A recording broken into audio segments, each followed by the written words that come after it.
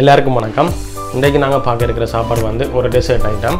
இந்த dessert item அதாவது வந்து கிரப்னு சொல்கிற வந்து ரெஸ்டாரண்ட்டில் காலம்ப சாப்பாடோட சேர்த்து கொடுக்கக்கூடிய அதாவது ஒரு இனிப்பு ஐட்டம் தான். அந்த கிரப்னு சொல்லிட்டோன்னா மாவுலையும் முட்டையிலையும் பாலும் விட்டு சேர்த்து செய்கிற ஒரு தோசை ஐட்டம் உண்டு. ஸோ இது என்னுடைய சப்ஸ்கிரைபர் ஒரு ஆள் கேட்டிருந்தாங்க அதை செய்து காட்ட சொல்லி. ஸோ அவங்களுக்காக இந்த வீடியோவை மேக் பண்ணுறேன். இந்த வீடியோ உங்களுக்கு பிடிச்சிருன்னு சொல்லிட்டேன்னா மறக்காமல் என்னுடைய சேனலுக்கு சப்ஸ்கிரைப் பண்ணுங்கள். கூடவே இருக்கிற பெல் பட்டனை ப்ரெஸ் பண்ணி ஆலைக்கான கொடுங்க. அப்போ தான் நான் போடுற வீடியோக்கள் உங்களுக்கு நோட்டிஃபிகேஷன் ஆகிடும்.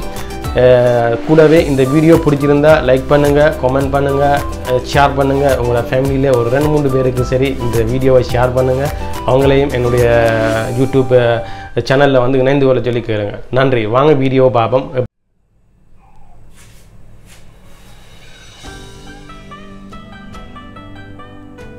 2 முட்டை தேவை.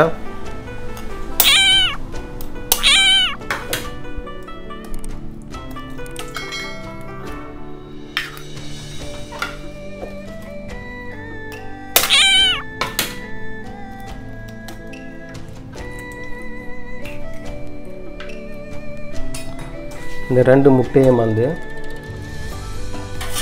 நல்ல வடிவாக மிக்ஸ் பண்ணிக்கொள்ளுங்க.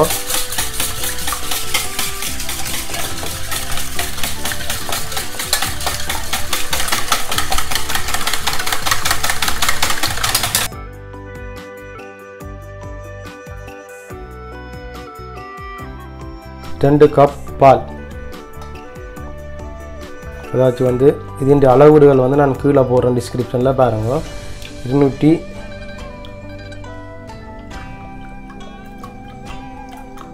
இந்த கப் வந்து 125 ml. ஸோ இதனால் 2 கப் பால்.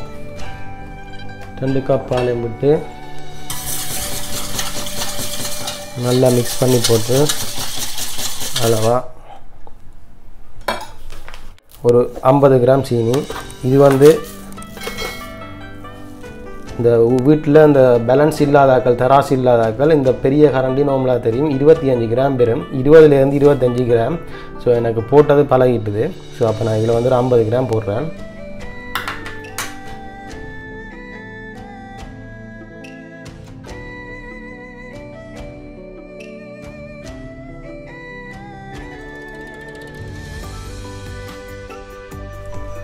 இதோட 125 கிராம் மா வந்து போட போகிறோம். ஸோ அதை பார்த்தீங்கன்னா தெரியும் வந்து இந்த ஓல்ட் ப்ரொப்போஸ் மா என்று சொல்லி இருக்குது வந்து எல்லா இதுக்கும் பாதிக்கக்கூடிய மா. இதில் பார்த்தீங்கன்னு சொன்னால் இந்த கிரப்னு சொல்லி மடிச்சிருக்காங்க. மற்ற டெசர்ட் ஐட்டங்கள் எல்லாமே இதில் செய்யலாம். ஸோ நீங்கள் யூஸ் பண்ணிக்கல ஓல்ட் ப்ரொப்போஸ் மா யூஸ் பண்ணுங்க. ஸோ அதில் வந்து 125 கிராம் மா. 125 கிராம் மாவை கொஞ்சம் கொஞ்சமாக தான் போட்டு நாங்கள் மிக்ஸ் பண்ண போகிறோம்.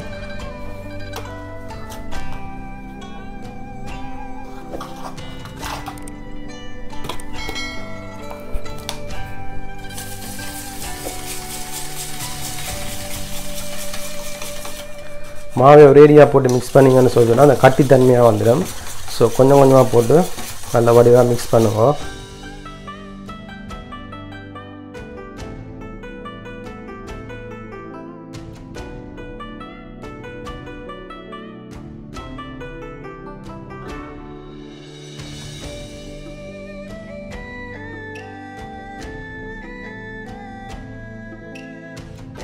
பார்த்தீங்கன்னா தெரியும் இப்படி வடித்து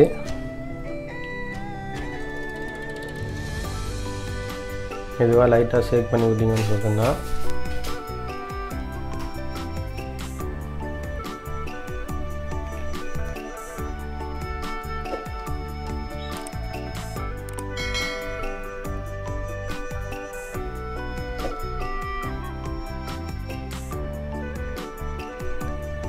இந்த கட்டிகளை வந்து நீங்கள் அதுக்குள்ளே போடக்கூடாது. ஸோ அது எடுக்கிறதுக்காண்டி தான் நாங்கள் வடிக்கிறது. ஸோ இவரை வந்து செப்பரேட்டாக வச்சுட்டு இதில் தான் ஸோ இந்த கிரப் சுடுறதுக்கு முக்கியமாக தேவையான சாமான் வந்து இந்த சின்ன பேன்ஸ் வந்து அதாச்சும் வந்து இந்த அகலம் குறைஞ்ச பேன்ஸ் வந்து இதில் ஒட்டாத இதுகளாக இருக்கும். கிரப்புக்குன்னு சொல்லியே பேன்ஸ் இருக்குது வந்து. ஸோ அதில் தான் வந்து நீங்கள் கிரப் சுடணும். அப்போ தான் அது கணக்காக வரும். பெரிய சைஸும் பண்ணக்கூடாது, சின்ன சைஸும் பண்ண அளவான சைஸ் ஒன்று இருக்குது கிரப்புக்குரிய சைஸ்.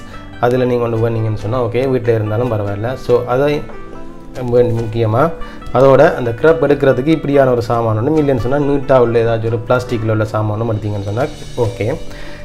க்ரப் ஊற்றுறதுக்கு கணக்கான ஒரு வட்டம் உள்ள இப்படி ஒரு இது ஒன்று எடுத்தீங்கன்னு சொன்னால் அது அந்த எல்லா க்ரப்பும் வந்து ஒரே சைஸில் வரும். அதோட இப்போ நான் க்ரப் சுடுறதுக்கு ஒரு கொஞ்சம் பட்டர் வந்து நான் மிக்ரோண்டை வந்து மல்டி பண்ணி வச்சுருக்கிறேன். ஸோ இதை லைட்டாக ஊசி போட்டிங்கன்னா தான் க்ரப்பு ஒட்டாது. ஸோ வாங்க எப்படி செய்கிறேன்னு சொல்லி ஓகே. இப்போ வந்து க்ரப்புக்கு முக்கியமான ஒரு விஷயம் என்னன்னு சொல்லி சொன்னால் அடுப்புண்ட சூடு வந்து கணக்க இருக்கப்படாது, லைட்டாக இருக்கணும். இல்லைன்னு சொல்லி சொன்னால் நீங்கள் ஊற்றின ஹை வந்து அது வந்து எரிஞ்சு ஓடும்.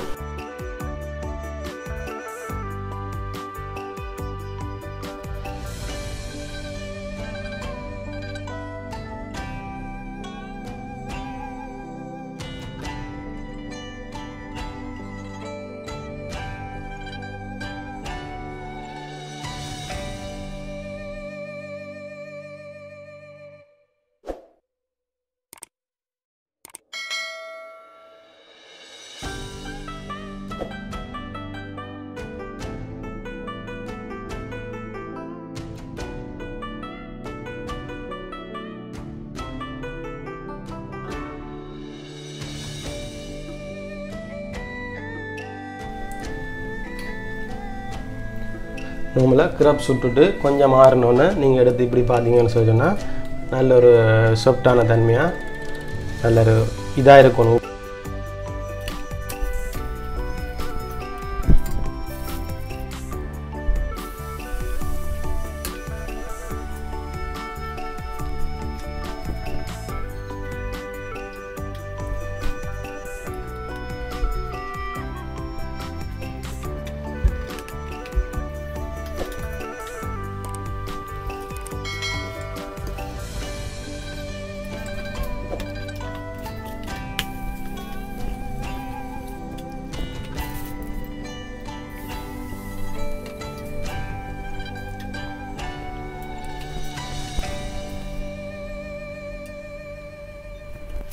இதுதான் ஃபைனலாக இருக்கிறது கடைசியாக. ஓகே,